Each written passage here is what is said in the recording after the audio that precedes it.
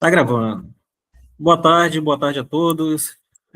Meu nome é Raidson e estou aqui com o Erison, Jorge, o Júlio e o Roberto, né? A gente faz parte aqui do grupo de Filosofia Antiga, faz parte do GENEFIL, Grupo Nacional de Estudantes de Filosofia, e a gente está dando continuidade, né? A gente deu início na semana passada do livro 3 da Ética Nicômaco, e lá nós vimos que o Aristóteles, logo no início do texto, né, ele fala sobre, ele diz que a excelência moral se relaciona com as emoções e as ações, e agora ele está dando prioridade para a questão das ações, as ações voluntárias e involuntárias, né. O curioso é que no livro 2 ele destacou muito a questão das emoções, né, ali dizendo que a excelência moral se relaciona, né, com o prazer e o sofrimento, que na organização que ele faz na própria obra, ali no livro 2 ele classifica a, o prazer e o sofrimento com as emoções, né, e aqui ele está destacando mais a questão das ações.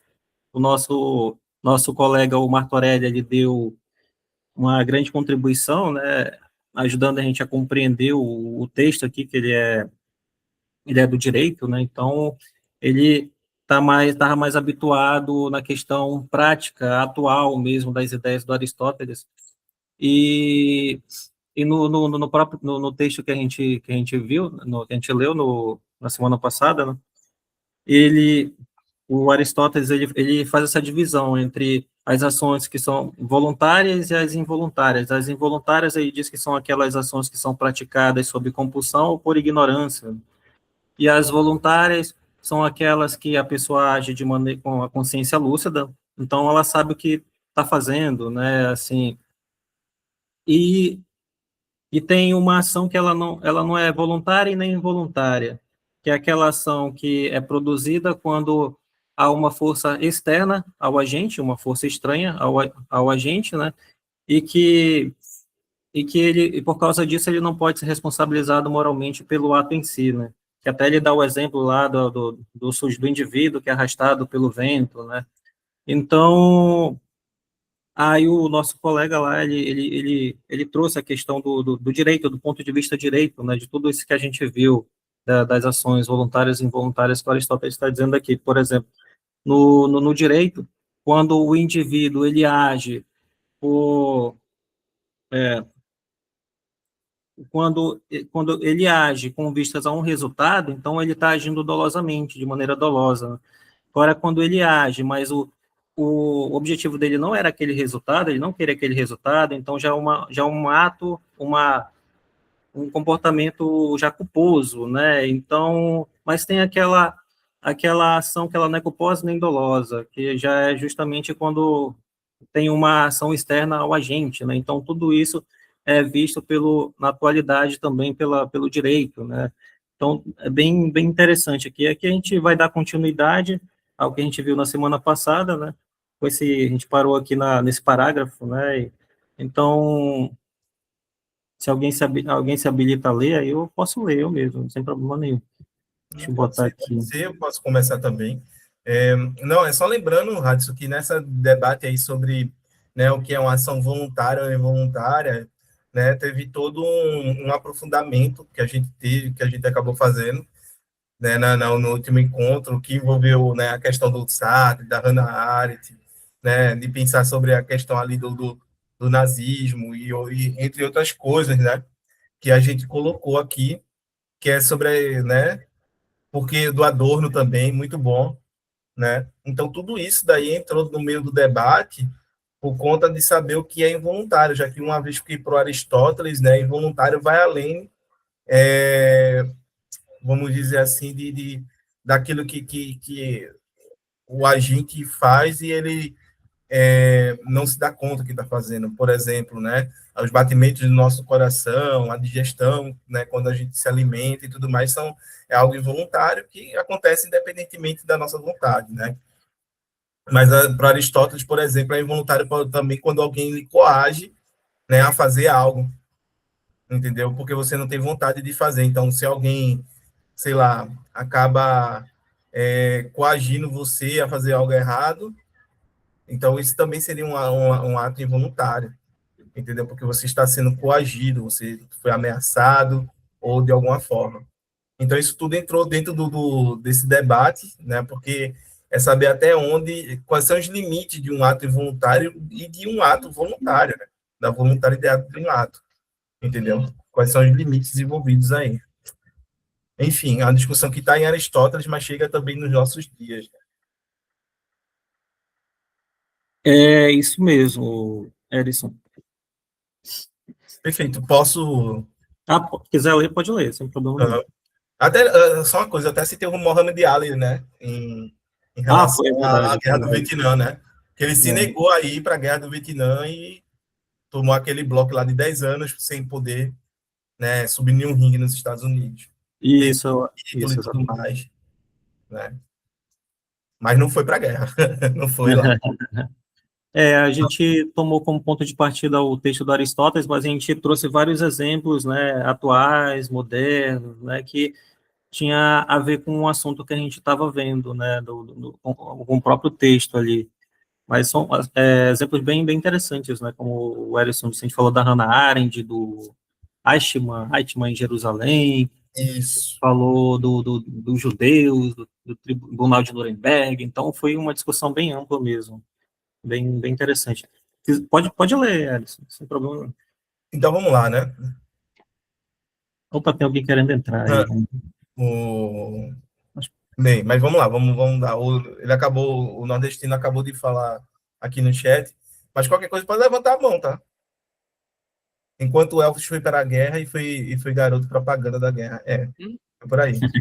Boa tarde, Paulo. Seja bem-vindo aí. Boa tarde, obrigado.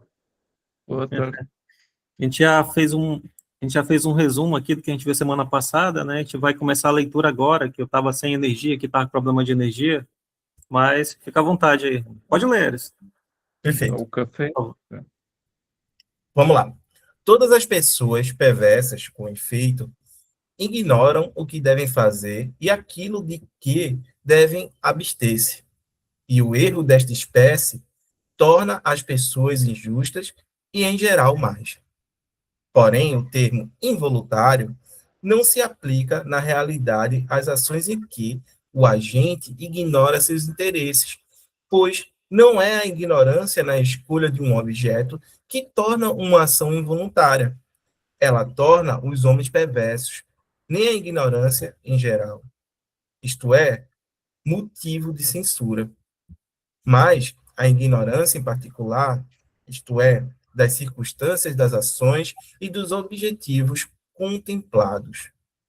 Efetivamente, é destas circunstâncias que depende a piedade e o perdão, pois quem ignora qualquer delas age involuntariamente. Talvez também, prossigo ou a gente para. É, Eu acho que eu acho que, e Erson, desculpa, eu acho que, acho que é porque acho que a gente começou no parágrafo errado, na verdade, era aqui que faltava ler, ó. Eu era aí, botei, era. Eu lembro, sem problema. perdão. Tudo que é feito por ignorância é não voluntário. Somente aquilo que produz sofrimento e pesar é involuntário.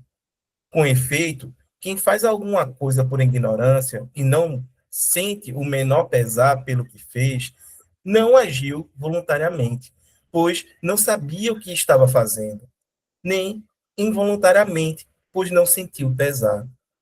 Então, das pessoas que agem por ignorância, aquelas que demonstram pesar são consideradas agentes involuntários, e as que não demonstram pesar podem ser chamadas de agentes não voluntários, por serem indiferentes, pois, já que elas se distinguem das outras, é melhor que tenham um nome específico. É bem É, interessante, porque. Desculpa, pode comentar, Rato. não, pode falar, irmão, pode falar. Não, é porque a ignorância, né? A ignorância faz com que as pessoas errem também. Mas aí é que tá. Eu posso dizer que determinada pessoa não agiu errado por ela estar fazendo algo que ela não sabe que é errado, entendeu? Em outras palavras, não saber que está errado não faz com que tal ato deixe de ser julgado do ponto de vista moral, né? O certo é certo, independentemente se você sabe ou não se é certo a ser feito. Né? É o que muitos argumentam que vai para além ó, da possibilidade de saber o que a moralidade, né? Vai para além disso daí. Aqui ele traz uma nova categoria de ignorância, né? Ele diz assim também: tudo que é feito por ignorância é não voluntário. Somente aquilo que produz sofrimento e pesar é involuntário, né? Aí ele já está atribuindo a característica do sofrimento e do pesar, né? Com efeito, quem fez alguma ignorância quem fez alguma coisa por ignorância e não sente o menor pesar pelo que fez, não agiu voluntariamente, né? Certo. Pois não sabia o que estava fazendo, nem involuntariamente, pois não sentiu pesar. Então, das pessoas que agem por ignorância, aquelas que demonstram pesar são consideradas agentes involuntários, e as que não demonstram pesar podem ser chamadas de agentes não voluntários, né? Ele está dizendo é que a pessoa, ela pode agir de duas maneiras de forma ignorante, né? Tem aquela que age por ignorância, mas ele sente arrependimento, pesar pela ação que ele praticou, né? Só que agora que tem aquele que agiu de maneira ignorante, mas só que ele não sentiu pesar, então ele atribui uma nova categoria, que é a categoria dos agentes não voluntários. Então, tem a categoria dos involuntários, dos agentes involuntários e daqueles não voluntários, né? Os involuntários, que agiu por ignorância, mas sentiu pesar, e aquele que também que agiu por ignorância, mas não sentiu pesar nenhum, né? Que é justamente a categoria dos não voluntários, que ele está colocando aqui, né? Acho que alguém botou alguma coisa no chat ou levantou a mão. Fui eu, só podia ser eu. Só podia ser eu. Pode falar. Sempre surgiram aqui sarilhos nestas passagens, fosse qual fosse a tradução. Geralmente as confusões ficam a dever-se à ausência que os gregos têm daquela palavrinha que nós gostamos muito, que é a palavra consciência. Como os gregos não têm essa palavra, Aristóteles fala de um modo que para nós parece vago. A relação que interessa e que disseram os dois, e tu agora acabaste por dizer, Hudson, é o teu lugar, não é só a diferença entre agir entre o agir e a vontade. O agir e a vontade, no texto grego, pode ser de duas maneiras. Eu ajo involuntariamente ou não voluntariamente. Partícula negativa, que aparece está lá. Partícula negativa por negação. Agir involuntariamente, o que é?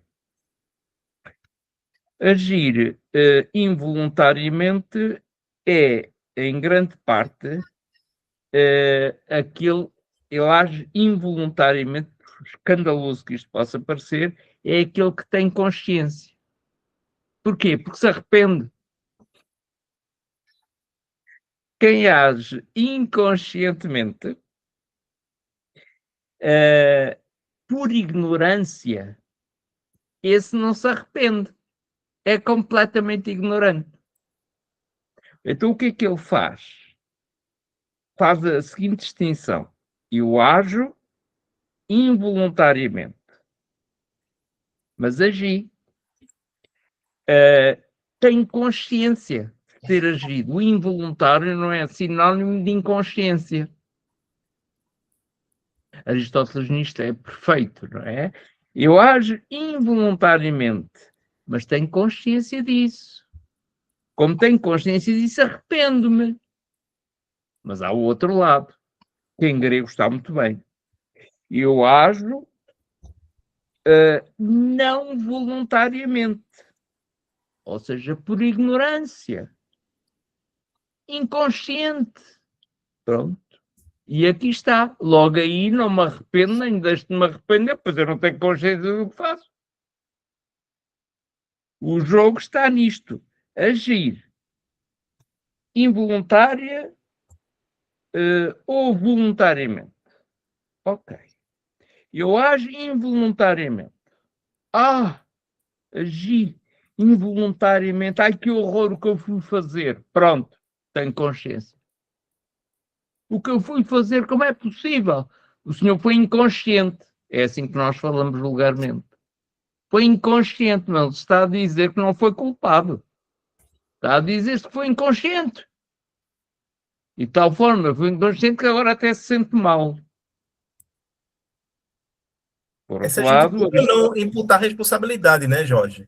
é, Imagina, por exemplo, nós uma chamamos assim, pessoa, dizemos isso. uma Exatamente pessoa isso. que nunca viveu em nossa sociedade, certo? Que ela vinha, sei lá, de um outro planeta, vamos dizer assim, e aqui ela chega e começa a se relacionar com a gente, e ela comete algumas coisas que para a gente seria, do ponto de vista moral, É estranho. algo completamente Completamente. absurdo, né? Inaceitável. E aí a gente vai e diz, não, mas você está agindo completamente errado. Mas aí ela diz, não, mas não estou. E começa a se perguntar por que está ou não está. Né? O ponto todo é, a gente primeiro, a gente pode imputar a responsabilidade dessa pessoa, né, pelos atos dela. 2, o que é certo vai deixar de ser certo por conta que ela não sabe o que é certo? Ora bem. Entendeu? Ora bem. E por isso Aristóteles, nestes exemplos que foram lidos agora, é claro, eu ajo involuntariamente. Ajo involuntariamente, mas arrependo-me. Eu não queria ter feito isso. Foi involuntário. Pois é, mas tenho consciência disso. Pronto. Sou consciente disso. Logo, posso ser culpado. Sou culpado de irresponsabilidade, como tu disseste.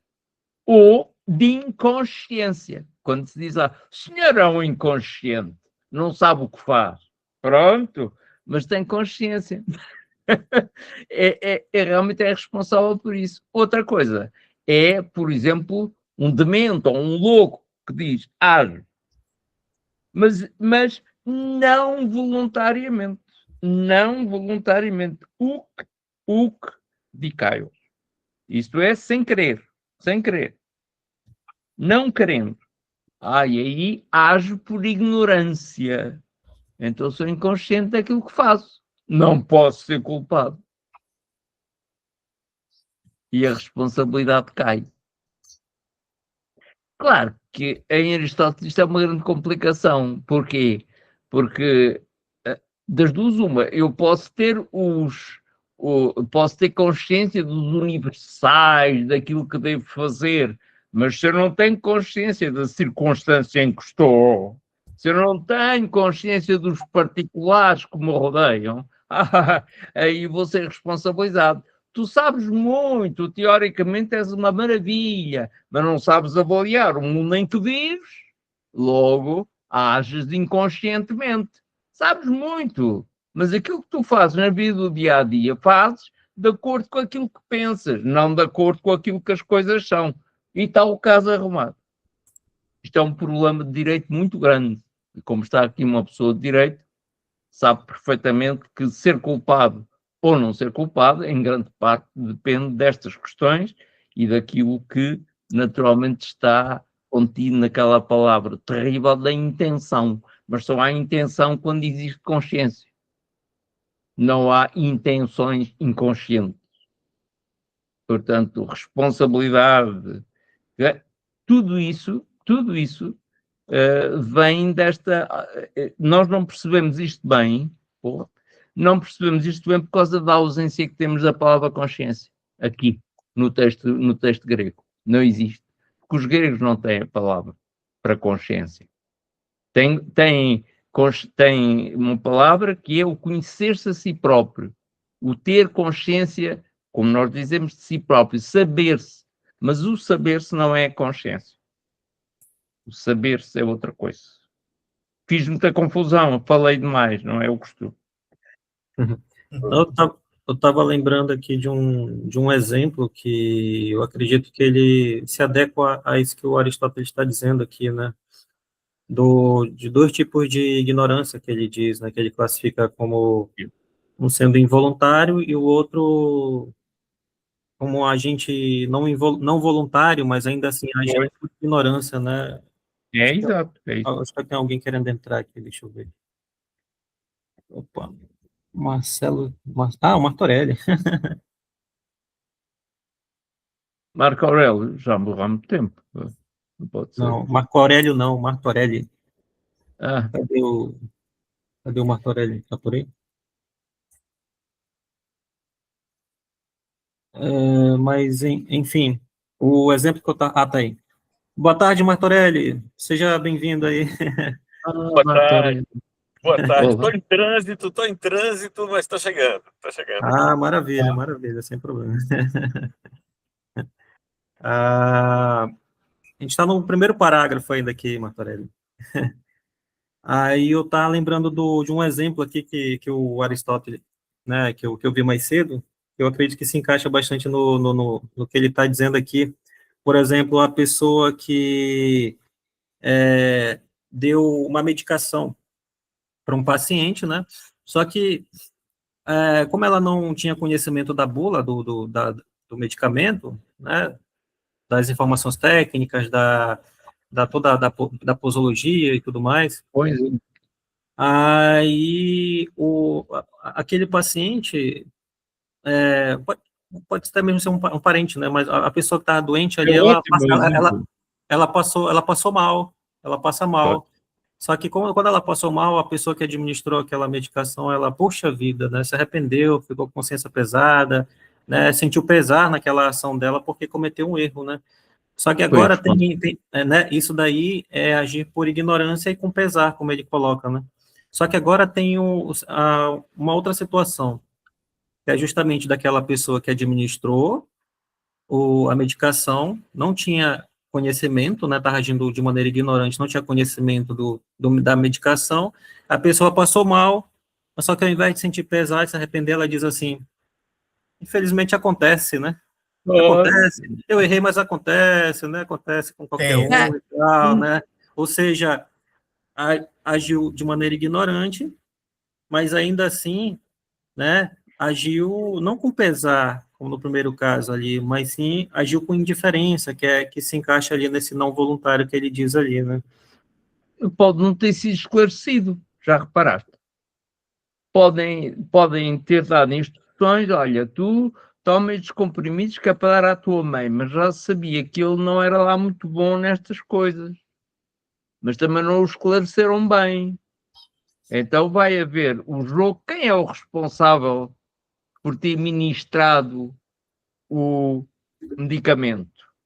Não é de quem o ministrou, porventura, porque já se sabia que ele não tinha consciência do assunto. Então será quem não o esclareceu? Ou quem o escolheu para ministrar o medicamento? Agora aí vai entrar a consciência, o voluntário, o involuntário, o premeditado, o pensado, uma grande complicação. É muito mais simples pensar universalmente, e pensamos todos muito bem, do que pensar nos casos reais do dia a dia, porque aí é que nós vamos ser avaliados. E é isso que o Aristóteles, no fundo, está a dizer. Pode ser muito culto, muito ilustrado, conhecer os princípios todos, mas aquilo que determina a ação está nos particulares. É o que ele está a dizer. Complicado, não é? Complicado. O Paulo levantou a mão, pode falar, Paulo Vitor. Olá. O Haidson, ele, quando esse exemplo do paciente, eu gostaria, para mim, pelo que eu entendi, a primeira hipótese seria a mais digna de reconhecimento, aquela pessoa que sentiu pesar, né? Diferentemente daquela pessoa que tratou apenas como algo que acontece. Na minha percepção, Essa pessoa que tratou essa tragédia como algo que acontece é uma pessoa que tem menos reconhecimento, não merece tanto elogio tanto quanto aquela pessoa que tem pesar. Eu gostaria de saber qual seria a virtude, ou então o porquê dessa pessoa que sente pesar ela ser melhor que eu falo, ela é digna do que a pessoa que trata como se fosse qualquer coisa. Conseguiram entender? Sim, Sim, entendi. sim, sim, sim, Paulo. Sim. Tem uma, como posso dizer, tem essa diferença, né, de voluntário para involuntário, que o Aristóteles chega a falar logo no primeiro parágrafo ali, né? Aquela pessoa, por exemplo, que age de maneira involuntária, ou seja, ela não tem conhecimento sobre aquilo que ela faz, ela pode ser objeto de, como o Martorelli falou na semana passada, né, ela pode ser objeto de piedade, né, as pessoas, né, aceitam, né, a ação dela, porque ela não quis praticar aquela ação ali, né, agora a pessoa que age voluntariamente, sabendo aquilo que ela está fazendo, ela é objeto de louvor ou de censura, né, agora, que tipo de virtude é essa que pode atribuir àquela pessoa que age com pesar, né, que, que age que se arrepende, né, daquilo que faz. Paulo, Hum, Eu Sim, Paulo, acredito, seria. Sim, pode falar, pode falar. eu não, acredito não, que você Paulo. tem graus de reprovabilidade. Graus de Sim. reprovabilidade. Então, É, no primeiro grau, você tem o problema de pessoas que agem movidos por ignorância. Então, esse indivíduo que age sem o conhecimento necessário, ele estaria agindo no conceito de Aristóteles de modo involuntário, porque a vontade exige conhecimento, né? Isso é exato. até mais radical do que o direito. No É, direito, no direito penal, por exemplo, quando a gente discute conduta dolosa, culposa, dolo eventual. Então, o que é que seria o doloso? Doloso é aquele indivíduo que tem consciência do resultado e tem a intenção de produzi-lo.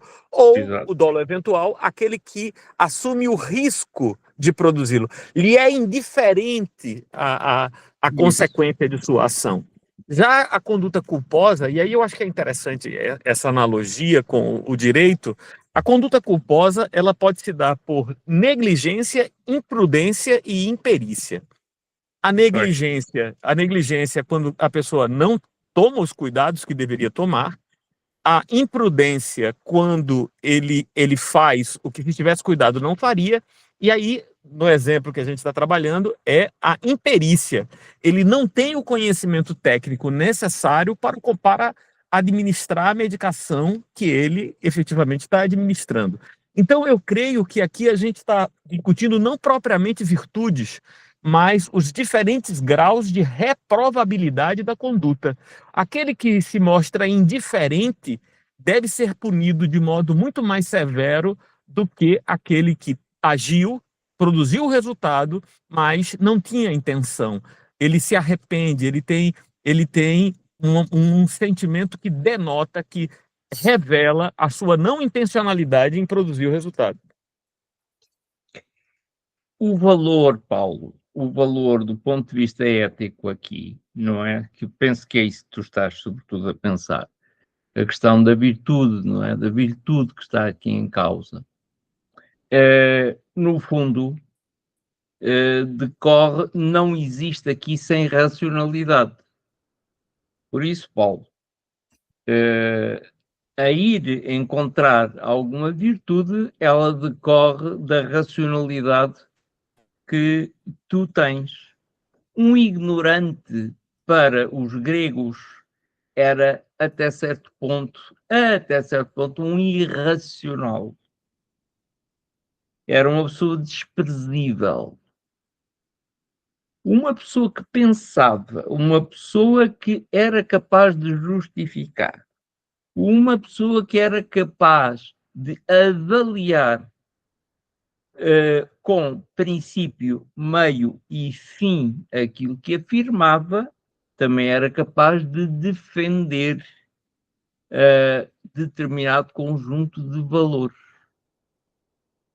Por isso a virtude aqui, não é? A virtude, Paulo, aqui vai naturalmente ser aquilo que resulta do bom senso, vamos chamar assim. Isto é do equilíbrio, da sofrosune, como cá está a Erickson, da tal virtude equilibrada.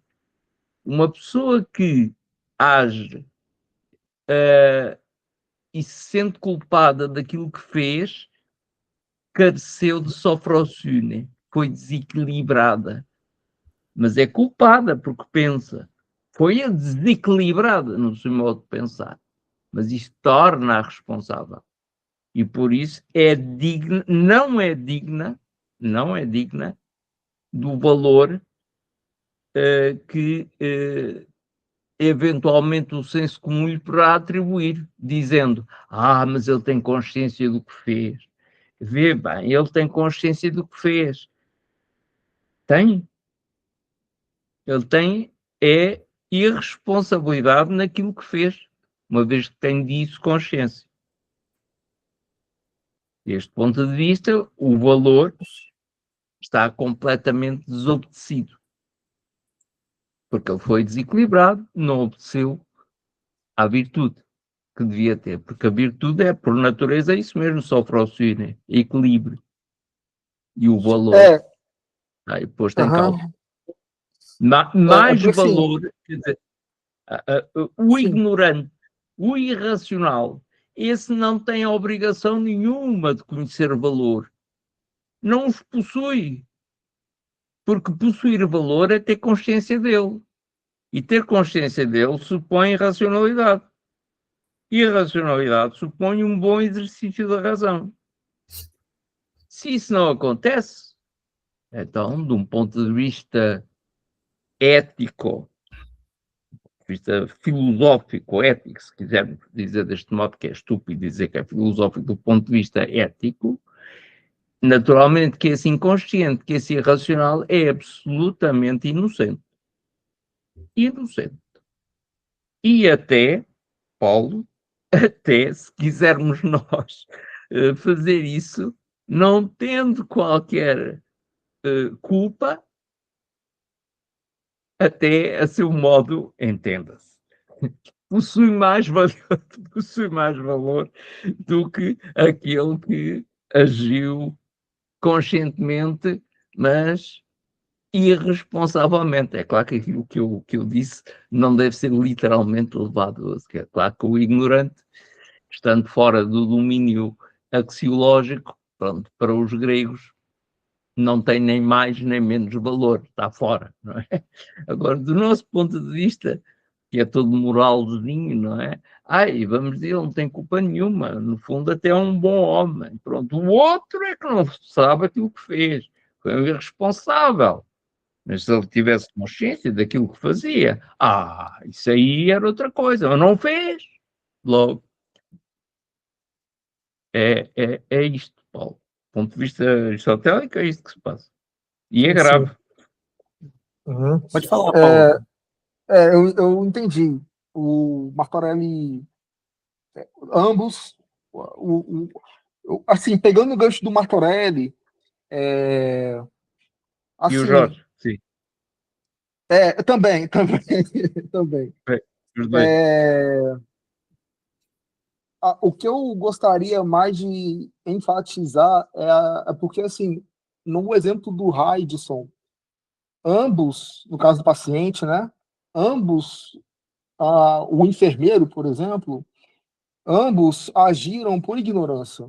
Não teve um que agiu por responsabilidade e o outro por irresponsabilidade. Ambos foram por ignorância, né? Voltando lá ao exemplo, a pessoa Havia uma tragédia e o enfermeiro, vamos colocar o enfermeiro, né? A pessoa que aplicou a medicação. Esse enfermeiro ele sente um pesar, mas a tragédia aconteceu por ignorância. Ele não sabia muito bem o que estava fazendo, mas ele sentiu um pesar. Aí o outro enfermeiro, o outro caso, a outra hipótese, ele não sentiu pesar e tratou a situação como algo indiferente.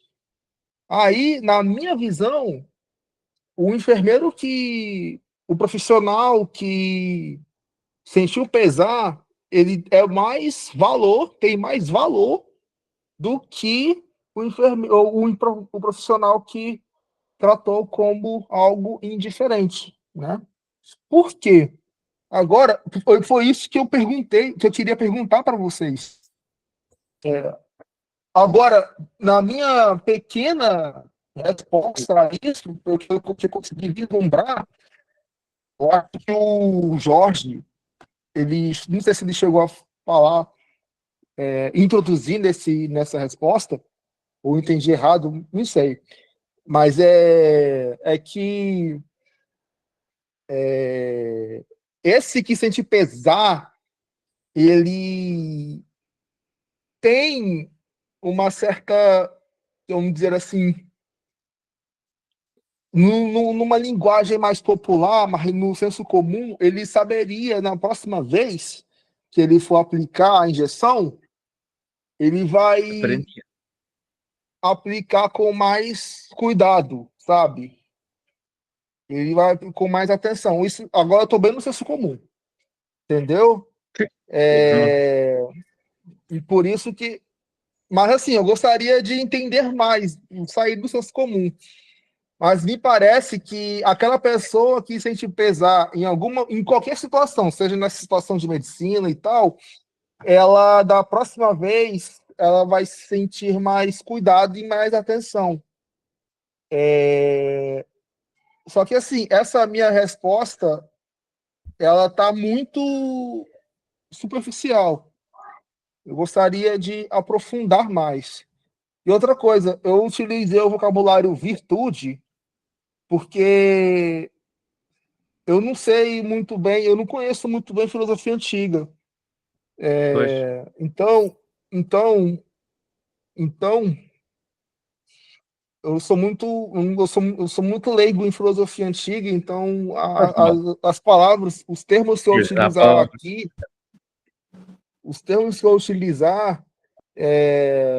podem ser um pouquinho não tão encaixar certinho. Mas enfim, pessoal. Mas enfim, eu gostaria de aprofundar nessa resposta, sabe? A pessoa que sente pesar por alguma tragédia que ela fez, por que ela tem mais valor do que aquela pessoa que faz a tragédia com indiferença? Que alguém, ou foi o Jorge, ou foi o Martorelli que colocou essa palavra indiferença, que encaixou muito bem. Entenderam? Sei. É isso. Entendi. Eu gostaria... Porque ambos, tanto aquele que com pesar e o outro com indiferença são ignorantes, entenderam? Mas por que um é melhor, por que um tem mais valor e o outro não? É isso. São dois tipos de ignorância muito diferentes. O Martorelli levantou a mão, depois dele... Depois dele eu quero falar também. Pode falar, Martorelli. Eu não sei se vocês... Eu peguei a conversa já andando, né? E eu estava no carro ainda, acabei de chegar em casa. Vocês, obviamente, já notaram que nesse parágrafo Aristóteles faz a diferença entre agir involuntário e não voluntário. Exatamente. Já. Então, eu acredito que esse é o ponto. Eu acho que é a diferença entre o não voluntário e o involuntário. Né? O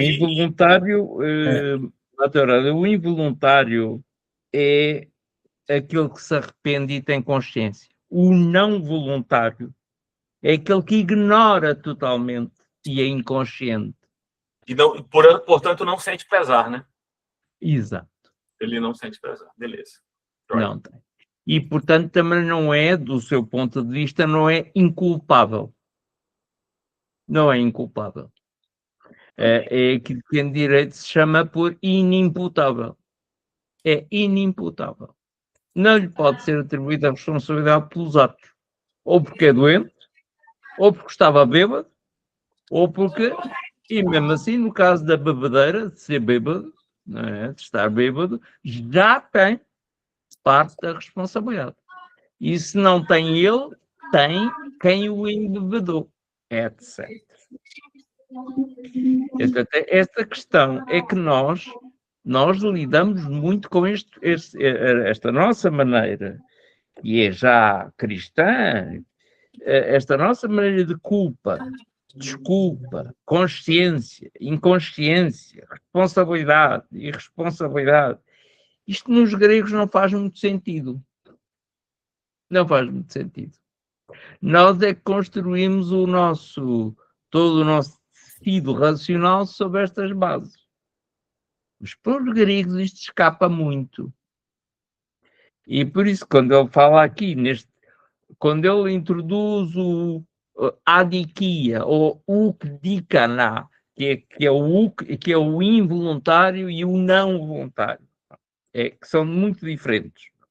Um é a ausência completa de justiça, é a adikia, acabou.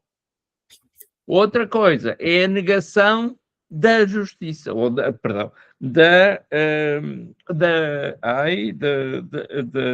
do voluntário, o involuntário e o involuntário. Um é privação completa de vontade, o outro é eu tenho vontade, mas não a aplico. São duas coisas.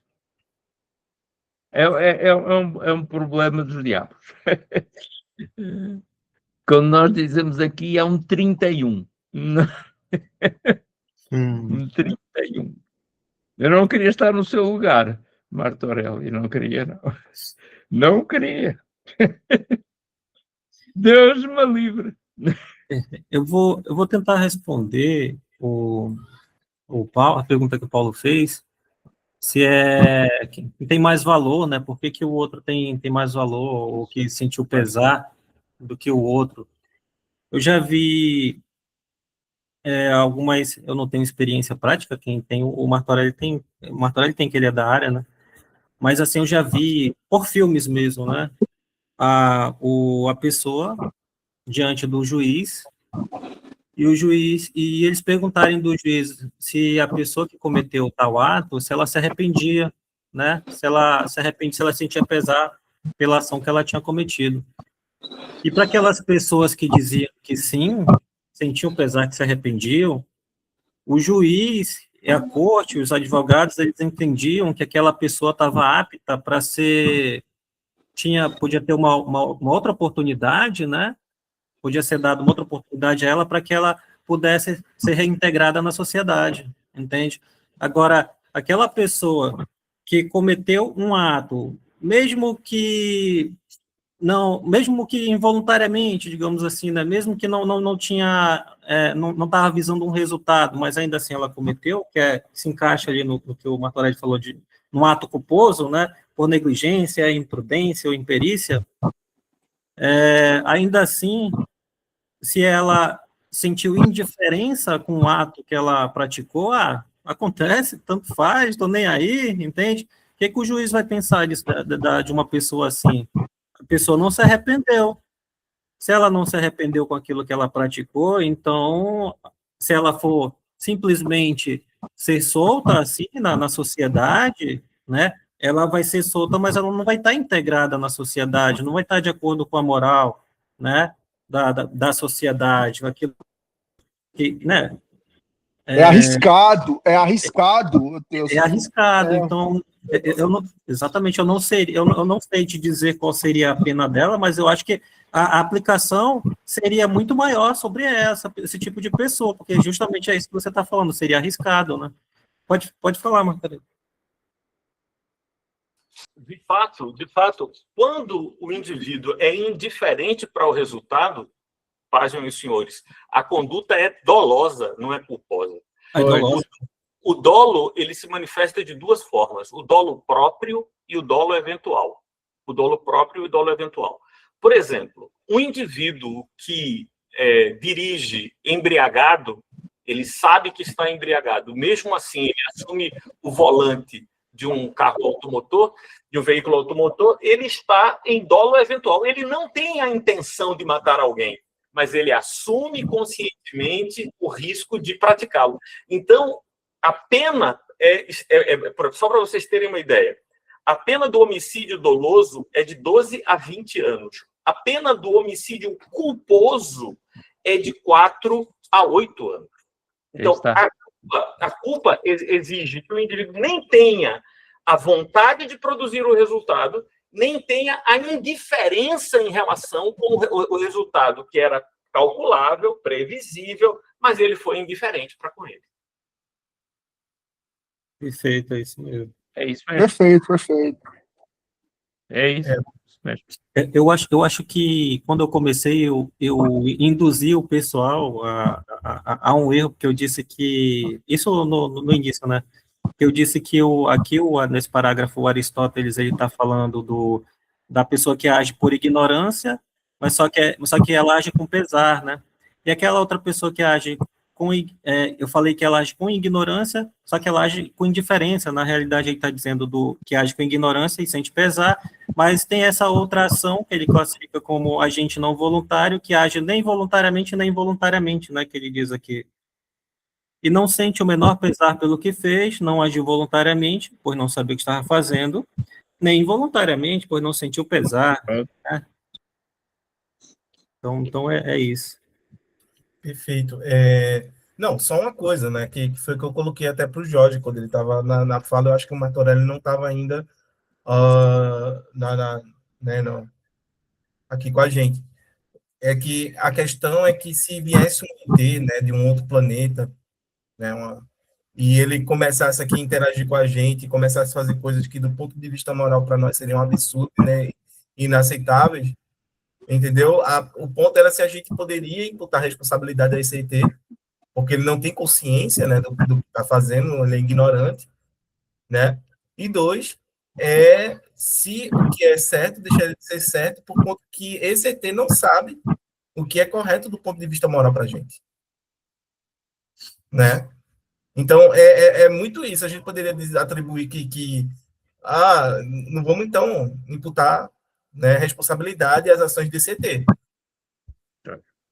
Entendeu? Ele não sabe o que está fazendo, né? Ele é ignorante. Ele não tem, Edson, ele não tem potencial consciência da ilicitude, é a expressão jurídica. Não tem o poder de ter consciência de que aquela conduta é ilícita, que é um dos elementos do tipo penal. Um dos elementos da culpabilidade é a potencial consciência da ilicitude. Se ele não tem o poder de saber que a conduta é ilícita, ele não pode ser considerado culpável, agente culpável. Por outro lado, em Aristóteles, aquilo que vence, não é? Aquilo que vence, para falar como falamos hoje em dia, aquilo aquilo que permite a alguém ser responsabilizado, para falar assim, ou ser culpado, ou atribuído, enfim, algum peso, são as circunstâncias. É isso. São os casos particulares. Por isso é que eu há bocadinho disse, é muito mais importante, é aquilo que determina, para falar direito, a licitude ou ilicitude de uma ação, o valor ou não valor de uma ação, é a adequação daquilo que eu decido, da minha ação, nesta e naquela outra circunstância. E não em toda e qualquer circunstância. Isso não interessa. Aristóteles, que é tão universal, não é? Aqui está a dizer, sim, os princípios são universais, mas as ações e o valor delas e o valor a atribuir ou a sua ausência de valor decorre das circunstâncias em que ela ocorre. O que é dizer, nos tempos de hoje em dia, sou eu e a minha circunstância, para falar bonito, não é? Para falar bonito. Não há, por mais universal que seja o princípio da ação, certo é que aquilo que eu faço agora, aqui, condicionado por quem sou. Não soube avaliar. Não soube avaliar. Não sei aquilo que faço. Não consigo, não meço bem aquilo que posso fazer. Ah, bom. Isso vai necessariamente influir diretamente no valor e na responsabilidade e na consciência, para falar como nós, daquilo que faço. Para Aristóteles é preciso saber onde é que vivemos e em que circunstâncias estamos. De outro modo, estamos. De outro modo, olha, podemos fazer tudo o que quisermos, mas é só teoria. É só teoria. É isso aí. Tramado. Bora ler o outro parágrafo? Deixa eu botar aqui. Ai, meu Deus, porque é que eu pico? Só quero dizer uma coisa, é muito bom essas discussões profícuas aqui, entendeu? Bem, Há uma diversidade muito grande de pessoas. Legal, legal. O Eris estava falando do ET, né? Eu lembrei, eu não sou ET não, mas eu lembrei de quando eu era criança. A minha mãe... também pode ser uma criança ela não tem, não, ela vem ao mundo e ela não tem noção das regras sociais do qual ela está inserida, cara. Ela não tem essa consciência, né? Sim, Tanto que ela está aprendendo, ela vai internalizando os valores, os costumes, entendeu? As regras ela também vai internalizando, mas assim, ela não... Né? Eu vejo pelos amigos, os filhos dos meus amigos, né, pequenos, tem birraqueira. Caramba! Oi? Isso é complicado, né? A minha mãe contou uma história para mim, que ela disse que uma vez quando eu tinha 1 ou 2 anos de idade, aí ela estava num local público, né, assim, e ela disse que eu levantei o braço, levantei a mãozinha, né, e abaixei assim, deu na cara dela, pei! Aí fez um barulhão, né? Ela disse que respirou fundo assim e vida que segue, né? Porque não tem como imputar responsabilidade com uma criança. O pessoal não sabe o que faz, entende? Eu tinha 1 ano, 2 anos, aí eu acho que... por isso que eu lembrei da história do ET. Daí é a etimologia da palavra inocência. Inocência. Né? Que está sem gnose. Ignose. O ignorante é aquele que não tem gnose, né? Aquele que não tem conhecimento. Sem o conhecimento, ele age Agora, Jorge, você tem esse texto bilíngue? Tem esse texto em grego também, não? Eu tenho. Tem? Depois compartilha conosco, cara. Eu queria ver como é que está. Tenho que fazer, para isso tinha de fazer um scan disto tudo. O texto, a obra. Ui. É porque, assim, Martorelli... Talvez possa encontrar não, mas não online. precisa agora, não. Depois tu manda lá no grupo. Que tiver. Não, mas para isso eu tinha de fazer um scan disto tudo. Eu não tenho. Neste momento, okay. Nós dizemos aqui, não tenho maneira de sacanear este texto. Este é o texto. Esta é a edição, não sei se consegue ver. Pronto. Então, em inglês, É porque o Jorge me falou que lá em Portugal parece que não pode ficar tirando xerox, assim, cópia... Ele faz escondido, né, Jorge? Faz escondido. Tem um colega, né? Tem uma edição das obras completas bilíngue aí de Aristóteles? Eu tenho. Tem? Mas é uma editora portuguesa, é? Ou é... Não. Edições portuguesas bilíngues neste momento são ainda muito poucas. Esta é inglesa.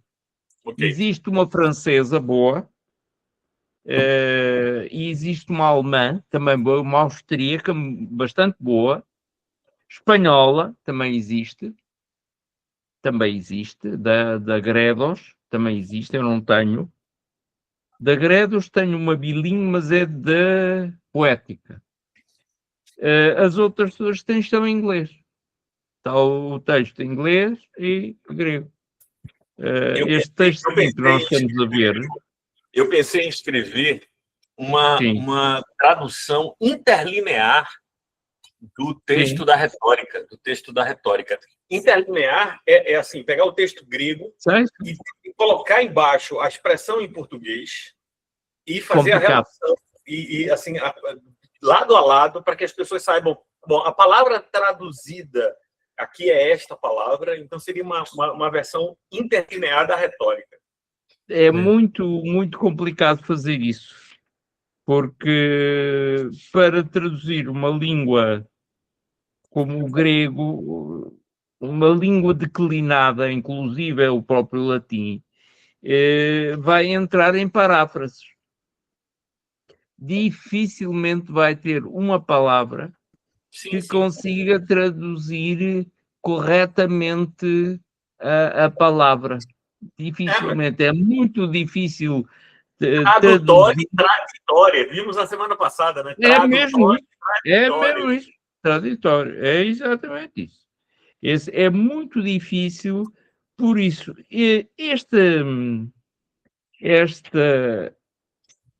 Esta edição, mesmo assim, continua a ser relativamente uma referência, não é? Nós estamos a 1101 para aí, não é? Isso. Vê lá. 1111, 1101. 1111, não é 1101 não.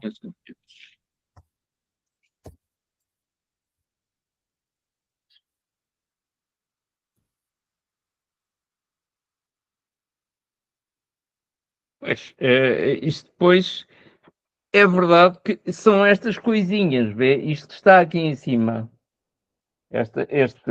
o texto grego, não é? É que tem estas distinções todas da adiquia, da ucdiaque, tudo isso.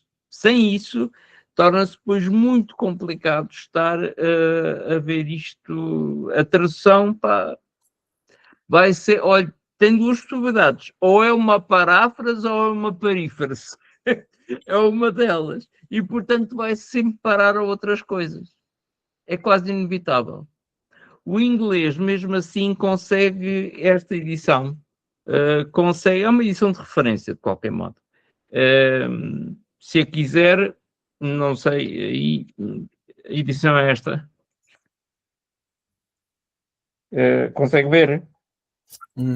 Tá muito quase próximo nada. da câmera, ela tá desfocando. Tá borrada aí, Jorge, não dá para ver não. Ela tá desfocando. Borrado sou eu é que sou borrado, não é a câmera. Borrado, né? Pronto, Mas mas encontre isto na Heinemann.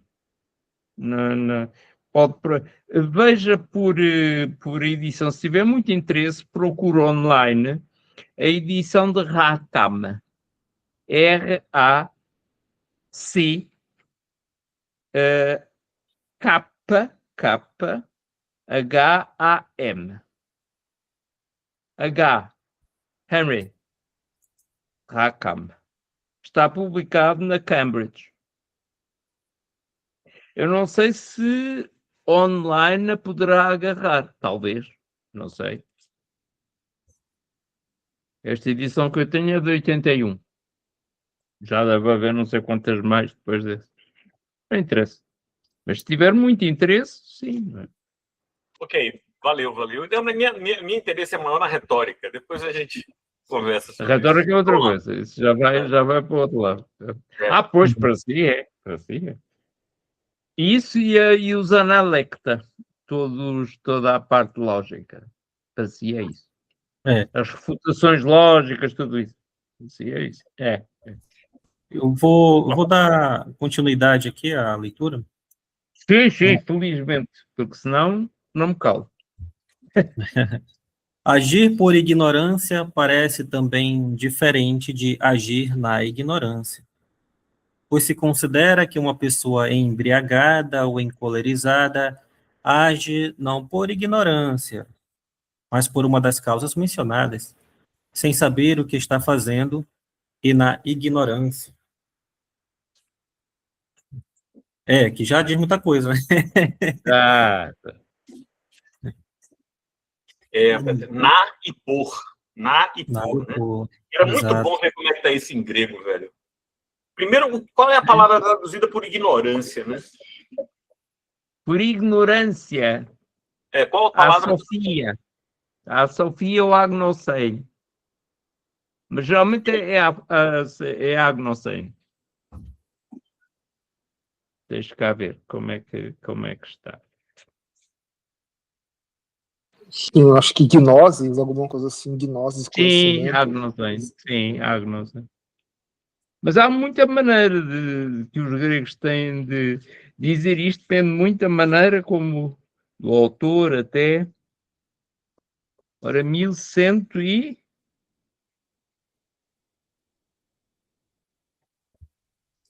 1101.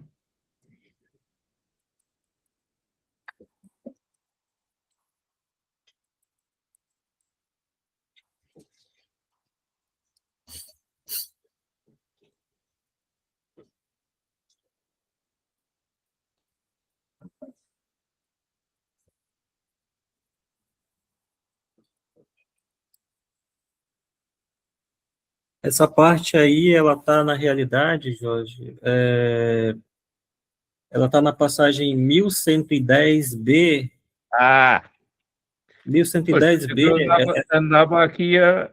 é o último parágrafo ali, o próximo é o 1111a. Oh, tudo 1110b. diferente. Isso é tudo diferente. Eu realmente estava aqui aflito para encontrar. Enquanto o Jorge procura aí, 1110, tu estás onde? 1110? 1110b, exatamente, é o último parágrafo do 1110b. Pois, é outra coisa. O O Paulo levantou a mão, pode falar, Paulo. Eu não sei se eu falo. Eu gostaria de falar logo agora do que deixar para o final. No último parágrafo que a gente leu, sem ser esse agir por ignorância e tal, mas o antes dele, acho que Sei. isso. Pode subir, isso. Isso.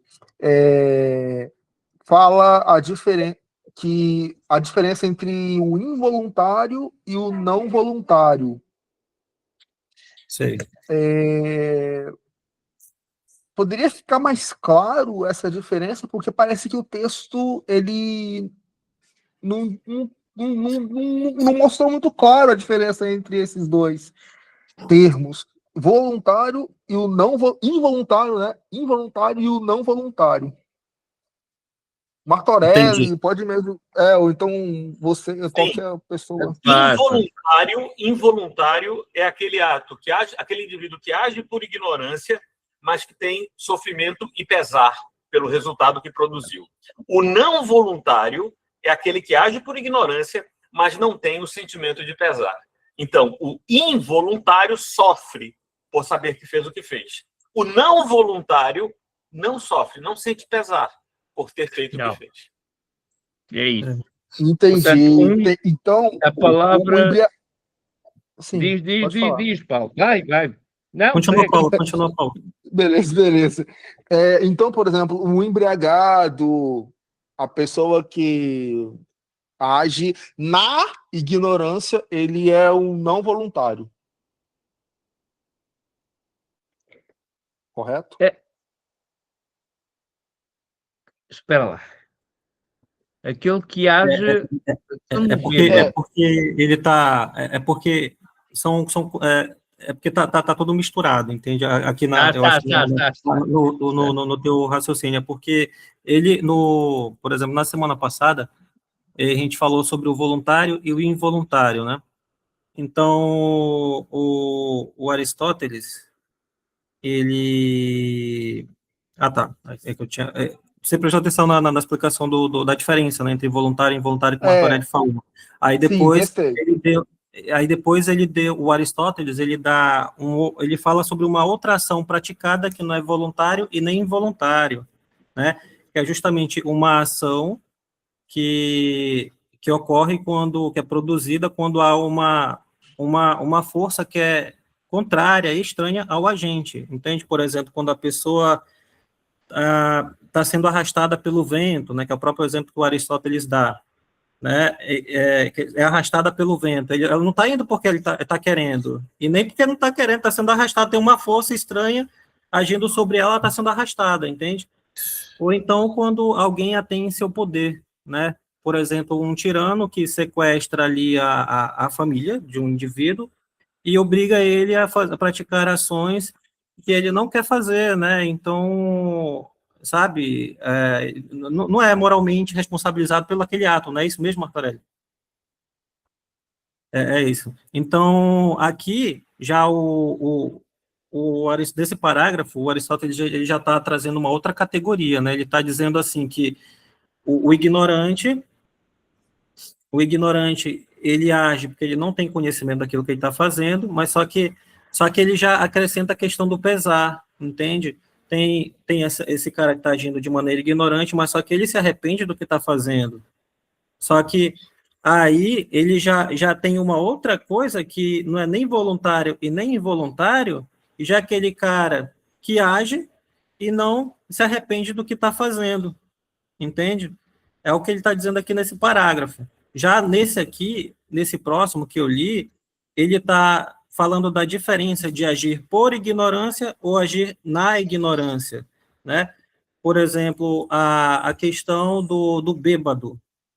O bêbado, ele está agindo na ignorância, né? Do cara que está embriagado ali, não deixa de ser uma ação voluntária, né? Porque ele vai ser responsabilizado pelo aquilo ali, porque a causa da embriaguez dele, né, foi ele que escolheu estar embriagado, né? Então ele merece ser punido pelo que ele fez, né?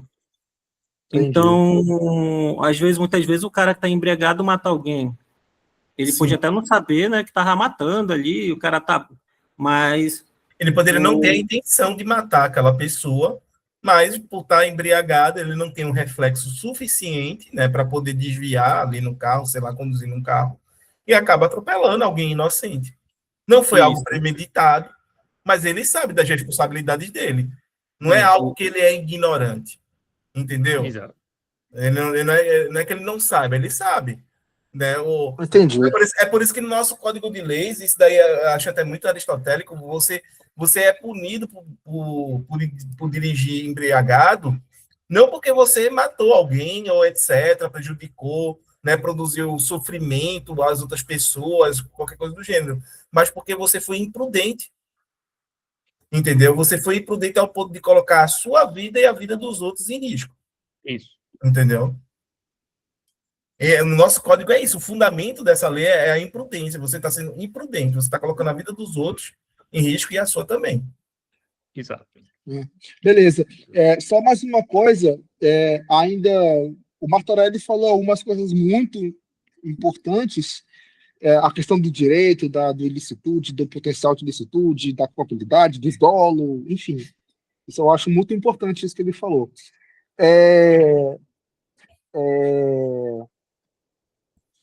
Vamos pegar esse exemplo do embriagado que mata uma pessoa sem vontade. A minha dúvida é, esse bêbado, ele merece mais culpa no sentido de punição. Ele merece mais punição do que uma pessoa que age por ignorância e é indiferente. E pelo que eu entendi, eu acho que o Martorelli disse que a pessoa que age por ignorância e é indiferente, ela tem dó. Por exemplo, ela mata um profissional que mata uma pessoa e é indiferente, ela agiu por dolo. Eu acho que foi mais ou menos isso que eu entendi. Sim. E beleza, o embriagado que mata uma pessoa sem ter vontade. E por mais que o código, isso que o Edson disse, o homicídio por embriaguez, ele está na imprudência, né? Esse embriagado, ele tem menos culpa, ele merece, diante de um juiz, ele merece menos punição do que uma pessoa que mata por indiferença. O que vocês Acho que acham? menos punição não, acho que menos punição não. É porque, como o colega falou, né, o culposo, ele vira doloso, né? Quando a pessoa não se arrepende, por mais que ela não tenha a intenção de matar, mas ela não se arrependeu, então ela vai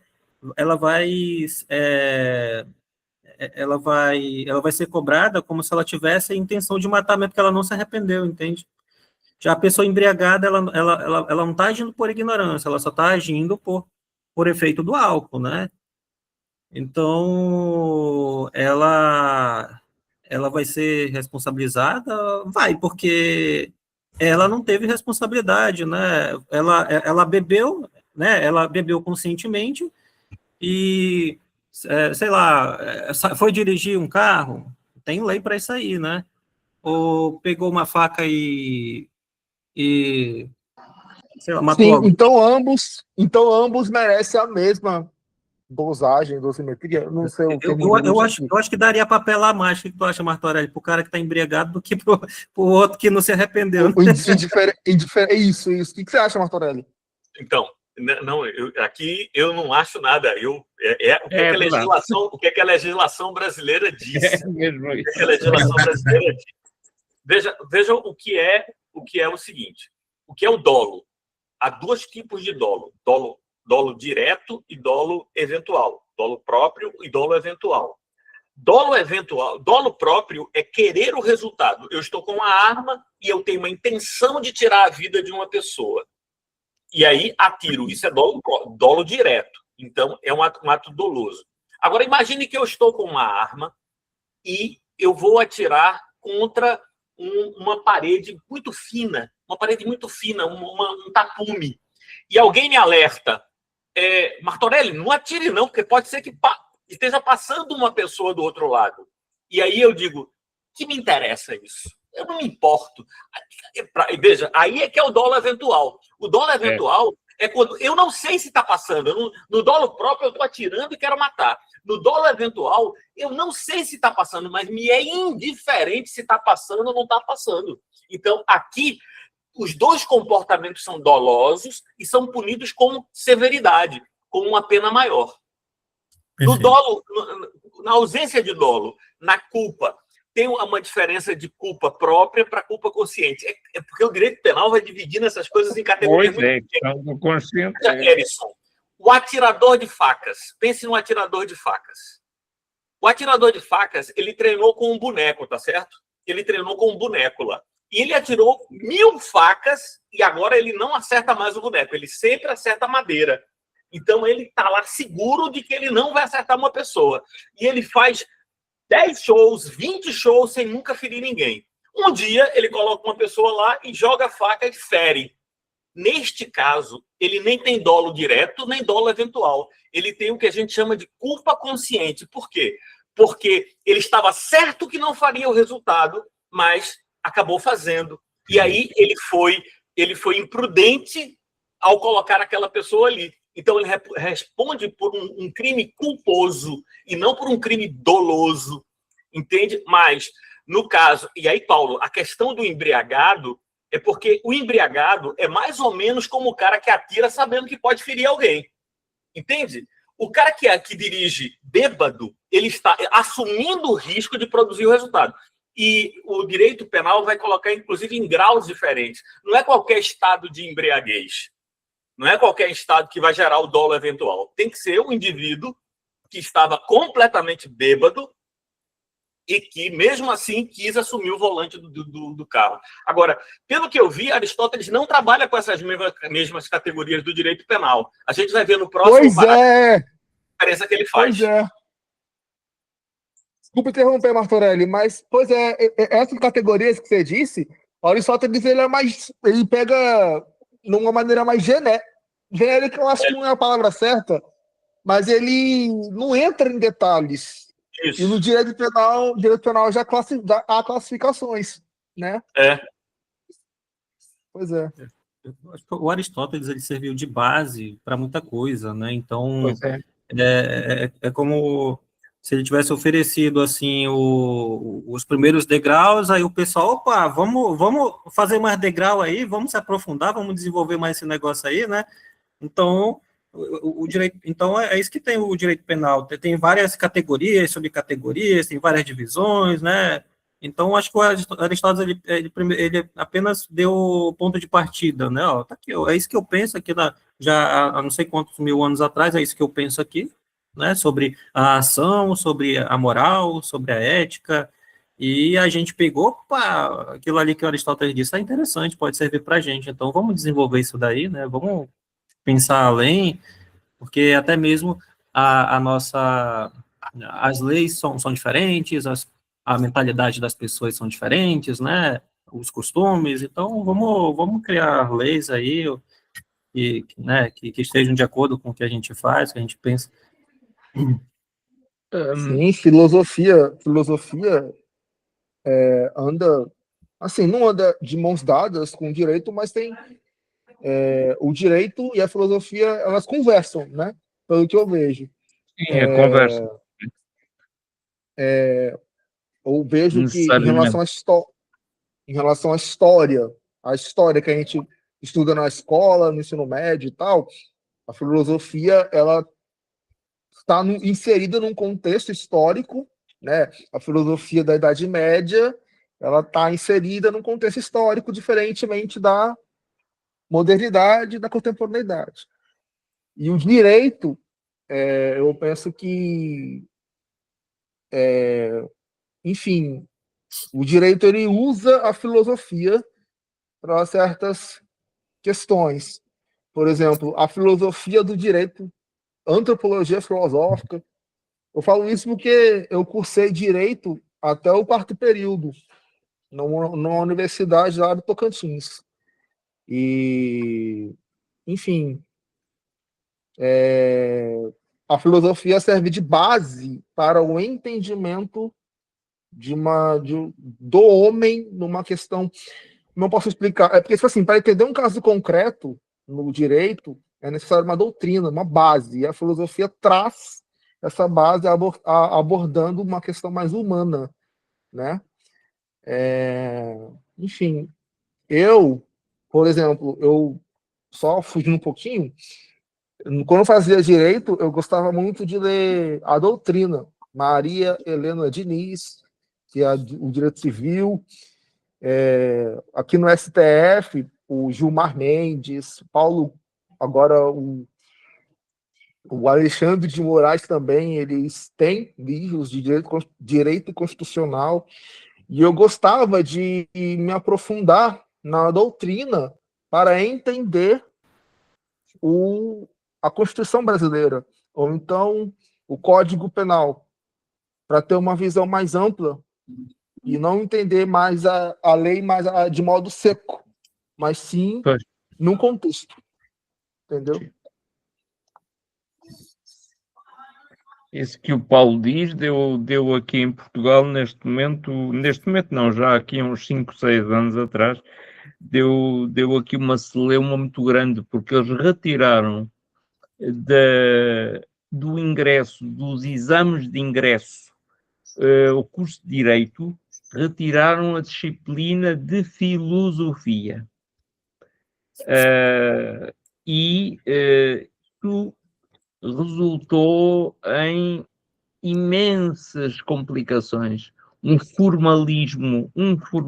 acusação de formalismo inevitável. Enfim, às pessoas de direito na universidade e, por outro lado, da parte da universidade de direito, uma acusação a nós, de letras, por querer estar a alienar os alunos com as nossas ideias acerca do assunto. Isto, Paulo, levou a que neste momento os alunos, os estudantes, tenham filosofia do direito como disciplina obrigatória, que eu já não sei de que ano de direito é que é, e depois venham ter connosco, porque não se entendem com os autores que estudam, o que é um absurdo total. Portanto, eles depois vão, Kant, não sei o quê, não sei o que mais, Aristóteles, não sei, mas que é isto? Quem são estes tipos? Nunca ouvi falar deles. Pronto, aí está, Paulo. O problema, aquilo que o Paulo estava a dizer, é não quer essa secura, não é? Cria um enquadramento histórico-cultural. A filosofia aí é quase inevitável. Não é para vender, mas é isso que sucede, Paulo. É verdade, sim, senhor. O que estás a dizer. Enfim. É. Bom, pessoal, já são 19 Não horas sei. já.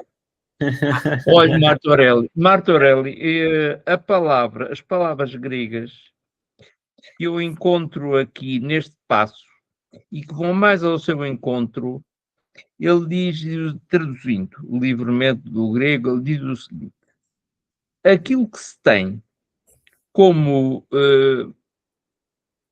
na generalidade, como ações involuntárias, são feitas ou compulsoriamente, para assim ter sentido, ou através da ignorância. Compulsoriamente, para assim ter todo o sentido. E a maneira como isto está dito em grego também não deixa qualquer dúvida. Ele diz, do que dia, acousia. É a palavra que lá está para involuntário. Acousia. A palavra acousia tem um sentido curioso, porque a acousia é contra a vontade. Contra a vontade. Portanto, é acousia, ainaitabia, portanto, por força, por energia, ou então por ignorância de agnoian, foi aquilo que a palavra que eu lhe disse. Portanto, o que está aqui é agnoian, gnímena. Acontece por agnónia.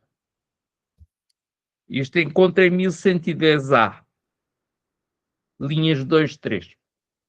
É isso. Pois, Olha para aí. isto precisa do texto grego, não é? Sem isso Olha aí, nada ó. feito. Tá aí o texto. Tá aí o texto. Ótimo, claro. Olha aí o texto.